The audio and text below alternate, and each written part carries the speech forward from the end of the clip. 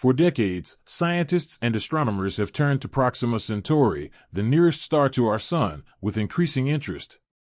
Orbiting the dim red dwarf is a terrestrial planet, Proxima B, a world that has long held places of speculation since it finds itself within its star's habitable zone, an area where temperatures on the surface may be just right to enable liquid water to flow. For years, Proxima B existed in the fantasies of dreamers, a bright possibility, a destination where life may have gained a foothold. With the introduction of the James Webb Space Telescope, hopes had run high that humanity would at last breach the mystery curtain and catch sight of what lay hidden beneath its atmospheric cloak. Those hopes have now been answered, and in a manner that few had dared to believe possible. The Webb telescope has produced irrefutable evidence that life is present on Proxima B. Revelations were not in one sensational declaration, but as the eventual outcome of months of painstaking observation. With unrelenting dedication, patiently, Webb's assembly of infrared equipment honed in on the faint wavering of starlight whenever Proxima B passed across its parent star. This painstaking observation, called transit spectroscopy, enabled scientists to analyze the atmosphere of the distant world by looking at how light passed through it. From these faint smudges, a rich picture of extraterrestrial chemistry started to reveal itself, one that amazed even the most guarded of scientists. The Proxima B atmosphere unveiled itself not as an empty broth of gases, but as an organized and dynamic structure, full of signs that strongly suggest biological activity. Oxygen was present, in amounts hard to account for by geology alone.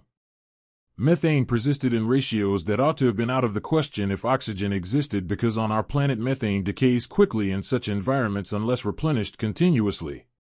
Oxygen and methane together create what scientists refer to as a biosignature pair, gases that can only coexist if some living energy, is pumping them into the air. In addition to these, the data presented carbon dioxide, nitrous oxide, and the subtle traces of water vapor. Each of these in isolation might not be persuasive, but collectively, they sketched the image of a world sculpted by biology. On our planet, the mixture of methane and oxygen indicates that life exists there on a global basis. To observe the same improbable mixture anywhere else forces the mind to face the obvious: something is living on Proxima B. The discovery dethroned centuries of speculation. For generations, humanity trained antennas toward the heavens, sent messages into the stars, and held their breath, anticipating a signal, any sign that life could be sharing this universe with us. Now, with the vigilant eye of Webb, conjecture yields to verification. The universe spoke not in the voice of a broadcast on the radio, but in the soft whisper of light analyzed by a telescope hovering 1 million miles away from the planet. Proxima B is only 4.24 light-years away, impossibly distant in human terms, yet notionally in our own cosmic backyard. To discover life there, in the nearest star system to our own, demands a complete rethink of the rarity of life. Until now, we have pondered whether Earth is an exception, a lone oasis in a sea of dead worlds. But if even the closest star has a planet that lives, then life is not rare, perhaps, it is a universal quality, as natural as stars. The chilly void of space, once viewed as uncaring and dead, now manifests itself as rich, teeming, and full of life. In what form this life appears is a mystery. Webb cannot reveal organisms to us, cannot bring a forest or an ocean full of alien life into focus. But its atmosphere, as it has shown us, implies complexity, cycles of gases ebbing and flowing in rhythms, maybe seasonal, maybe based on some planetary beat. Scientists call this planetary respiration, the concept that ecosystems, en masse, can breathe in and out gases in a quantifiable cycle. On our own planet, this occurs as forests and oceans release carbon dioxide and oxygen into the air. On Proxima B, something seems to be doing something similar. The planet itself presents special challenges. Bound in a gravitational hug with its star, Proxima B is tidally locked, with one half perpetually baking under sunlight and the other half frozen in perpetual darkness. Such a world appears inhospitable to the first glance, burned on one side and frozen on the other. But between extremes is the twilight zone, the terminator line, where temperatures can be balanced in a more merciful range. Here, in this eternal twilight, rivers might flow, seas could be liquid, and chemistry could evolve into biology. If life exists anywhere on Proxima B, the Terminator could be its nursery. Hints within the data go further, suggesting the presence of pigments that could act much like chlorophyll, absorbing the faint red light of Proxima Centauri to drive photosynthesis. If true, this means alien organisms may have found a way to capture and store energy directly from their volatile star. They would require extraordinary resilience, as red dwarfs are volatile, capable of explosive flares that might strip away atmospheres or douse the surface in lethal radiation. And yet, if there is life, it must have been shaped by it, perhaps through the development of protective pigments, digging behavior, or group tactics to sustain itself in the light of an unstable sun. The find is rewriting ideas about the origin of life. If it has evolved on its own there, then the seeds of life are ubiquitous, spread far and wide throughout the galaxy. Life would not be an unusual happenstance, but a normal result when the pieces fall into place. Models of abiogenesis, the transition from chemistry to biology, take on new significance, for if it occurred here and there, then it could occur everywhere. Earth is no longer unique and instead becomes part of an expanding family of living planets. The definition of habitability itself is also being redefined. Scientists for decades called the habitable zone the distance from a star at which liquid water might exist. But habitability is not just about temperature, it's chemistry, atmosphere, flexibility.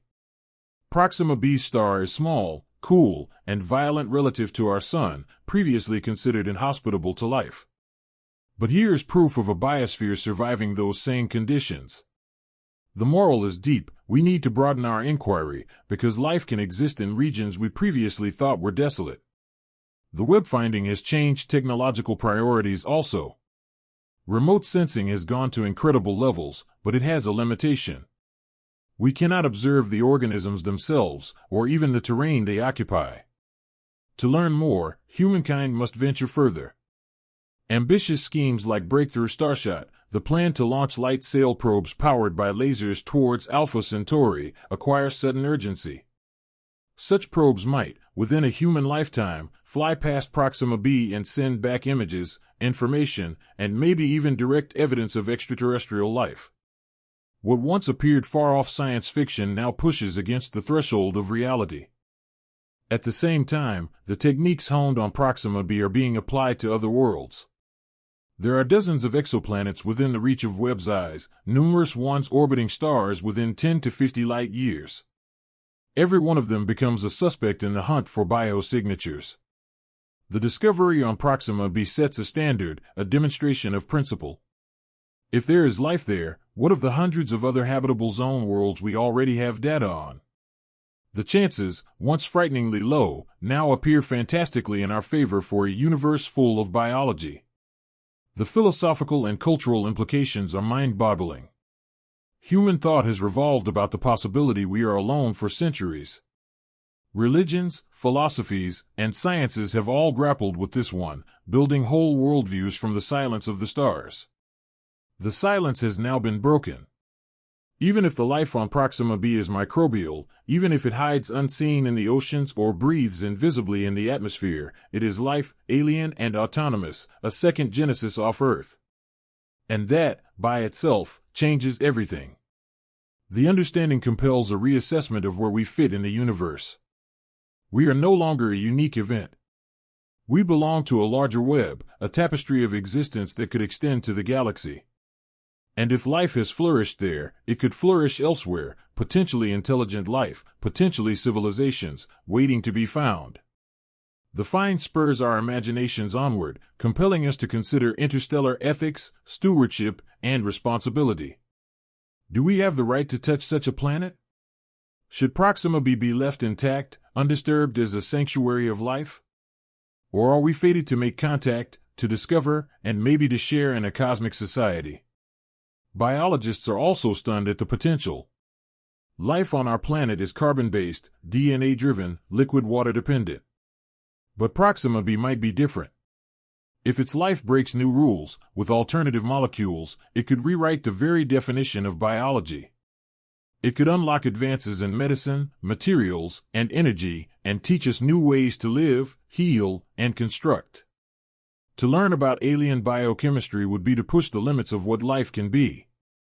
Astronomers now view Proxima B not only as an object of fascination, but as a lab, a natural experiment unfolding under circumstances different from Earth's. Its biosphere can mold its climate, sculpt its geology, change its oceans and sky, just as life on Earth has shaped ours. We're seeing that process, for the first time, from a distance. With each find, Webb is showing us not only about Proxima B, but about the essence of life as in planetary power. The find has reverberated from science into art, literature, and culture. Authors envision alien skies, composers write symphonies based on a living neighbor star, and schoolchildren in classrooms gaze up at Proxima B posters in the knowledge that life is out there, not myth but reality.